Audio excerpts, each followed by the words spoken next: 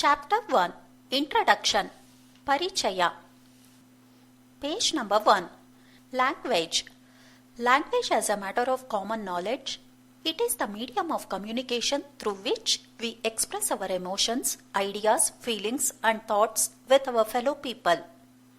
ಭಾಷೆಯು ಒಂದು ಸಾಮಾನ್ಯ ಜ್ಞಾನ. ಇದನ್ನು ನಾವು ಸಂವಹನ ಮಾಧ್ಯಮವನ್ನಾಗಿ ಬಳಸಿ ಅದರ ಮೂಲಕ ನಮ್ಮ ಭಾವನೆ ಮತ್ತು ವಿಚಾರಗಳನ್ನು, ಮಾನಸಿಕ ನಲಿವುಗಳನ್ನು ಜನರೊಂದಿಗೆ ಹಂಚಿಕೊಳ್ಳುತ್ತೇವೆ. Alphabet Language is mainly composed of letters which stand for signs or sounds. The letters in a language is totally treated as the alphabet of the language. The alphabet of English is composed of 26 letters. ಭಾಷೆಯು ಮುಖ್ಯವಾಗಿ ಅಕ್ಷರಗಳಿಂದ ಕೂಡಿದ್ದು, ಅಕ್ಷರಗಳು ಸಂಜ್ಞೆ ಅಥವಾ ಧ್ವನಿಯ ಮೂಲಕ ರಚಿತವಾಗಿರುತ್ತವೆ.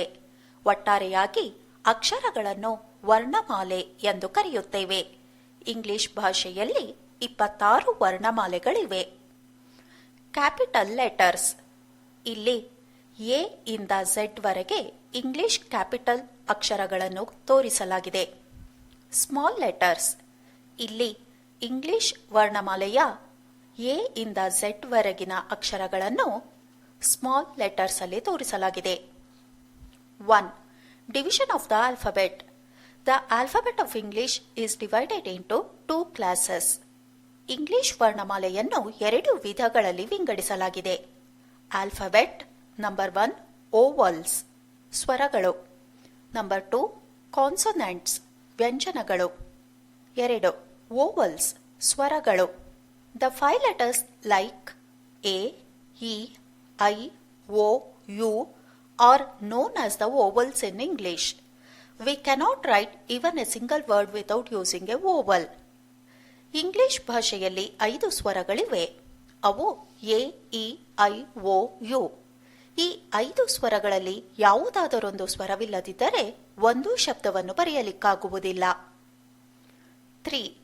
Importance of vowels in word. ಶಬ್ದದಲ್ಲಿ ಸ್ವರಗಳ ಪ್ರಾಮುಖ್ಯತೆ. No English word at all without a vowel or it sound. ಒಂದು ಸ್ವರ ಅಥವಾ ಧ್ವನಿ ಇಲ್ಲದೆ ಯಾವುದೇ ಆಂಗ್ಲ ಶಬ್ದ ಇಲ್ಲ. 1. ಆಸ್ ಲೆಟರ್ಸ್ ಅಕ್ಷರಗಳು. ಕನ್ಸೆಂಟ್ ಒಪ್ಪಿಗೆ. ಅಂಬಾಸಡರ್ ರಾಯಭಾರಿ. ಆಲ್ಟರ್ ಮಾರ್ಪಡಿಸು.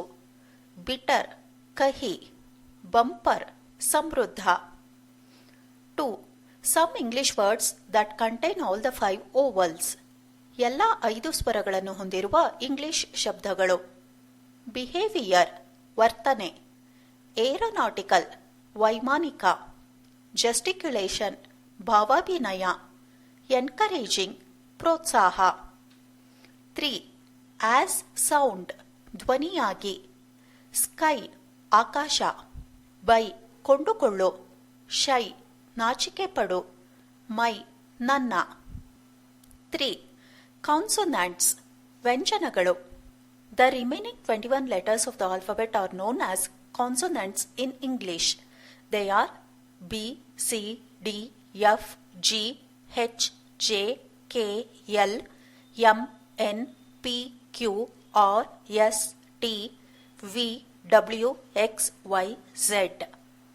ಸ್ವರಗಳನ್ನು ಹೊರತುಪಡಿಸಿ ಇನ್ನುಳಿದ 21 ವರ್ಣಮಾಲೆಯನ್ನು ವ್ಯಂಜನಗಳೆಂದು ಕರೆಯುತ್ತಾರೆ.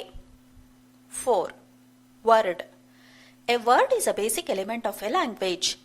A group of letters which gives us the complete meaning is called word. ಶಬ್ದವು ಭಾಷೆಯ ಮೂಲ ಘಟಕ. ಹಲವು ಅಕ್ಷರಗಳ ಒಂದು ಗುಂಪು ಸಂಪೂರ್ಣವಾದ ಅರ್ಥ ಕೊಡುತ್ತಿದ್ದರೆ ಅದನ್ನು ನಾವು ಶಬ್ದ ಎಂದು ಕರೆಯುತ್ತೇವೆ. 5. Grammar. Grammar is a systematic study of scientific method which provides us information and guidance necessary to learn a language. ವೈಜ್ಞಾನಿಕ ವಿಧಾನದ ಮೂಲಕ ವ್ಯವಸ್ಥಿತ ಅಧ್ಯಯನ ಮಾಡುವುದೇ ವ್ಯಾಕರಣ.